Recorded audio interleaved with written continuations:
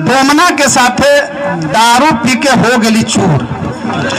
एक दिन डोमना के साथे दारू पी के हो गली चूर और वो दिन इतना पी लेली कि हमारा भीरी के चीज लौके लगल दूर।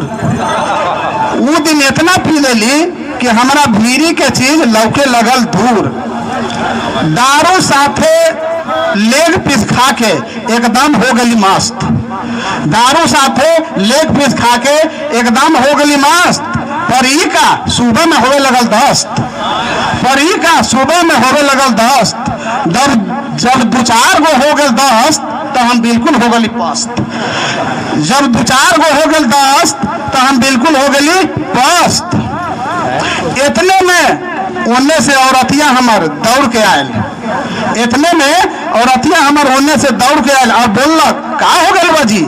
हम कहलिए दारू के मजा चख ले ली बाजी। हम कहलिए कि दारू के मजा चख ले ली बाजी। इतने में ओने से मैया आयलक और बोलक बाबू रे तनी जीभ दिखाओ।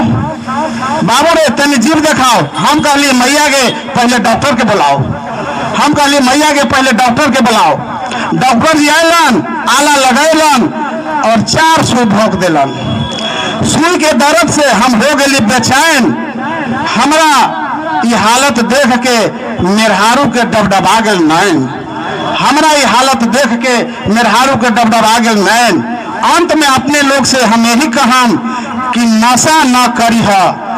अंत में हम अपने लोग के यही कहम कि नशा न करी है और न तो जीते जी मरी है। जय हिंद, जय मगही।